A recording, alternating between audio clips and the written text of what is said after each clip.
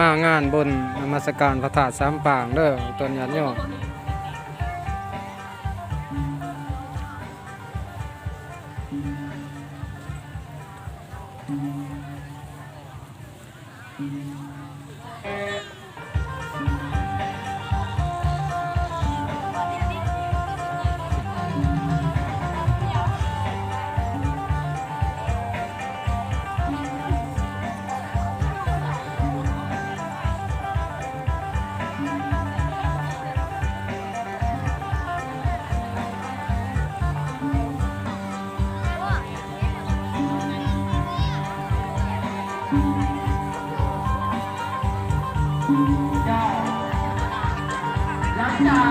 คือองค์พระธาตุสามปางเนาะ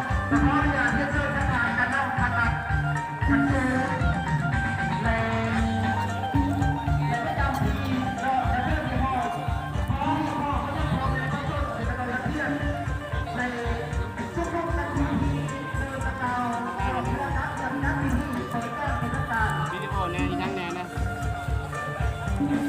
ดูจะสู้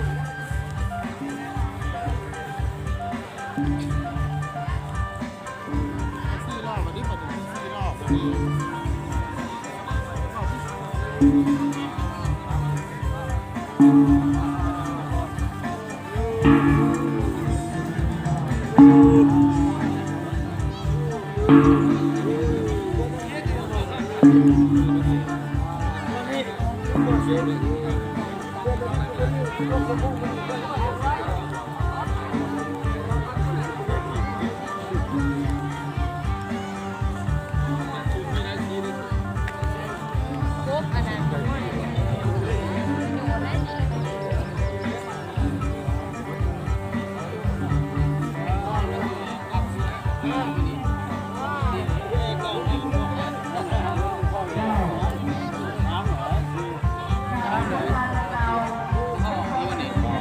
สามใหญ่สาม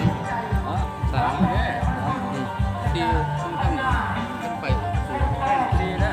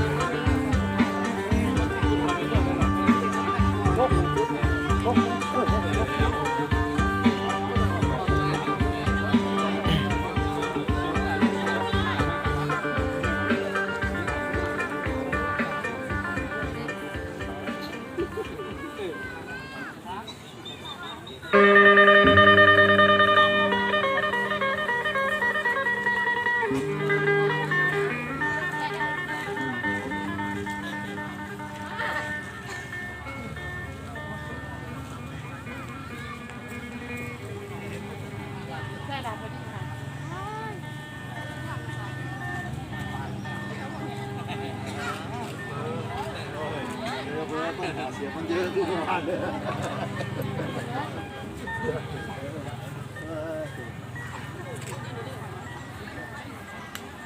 เจ้าสถานที่ศักดิ์สิทธิ์ดังกล่าวเป็นสถานที่เป็นบอนพึงทางด้านจิตใจของพ่อแม่ประชาชนชาวบ้านผาสามป่าง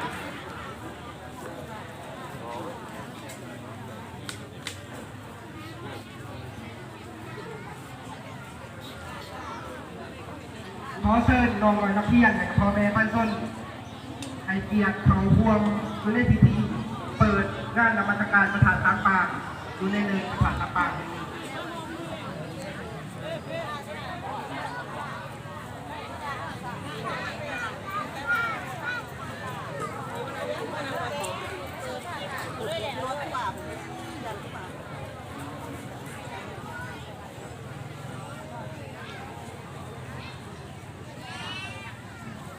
ลำกับแทนของแถวเสียงกอแวววอนวานการงานกับคนเห็นสอนสายกินสารแหลกแบนตำมือหมอแม่ย่ำแย่งกินโบเบือเลือกับแกงเกี่ยวฝันพันเกี่ยวคองกินนัวภาพบรรยากาศในปัจจุบันเป็นภาพบรรยากาศที่สะท้อนในเรื่องท่วมสมาธิท่วมผูกท่านกับบางพ่อแม่ประชาชนกับคณะพักองค์การปกครองแต่ละขัน เอ้า ซึ่งแสดงทานพิธี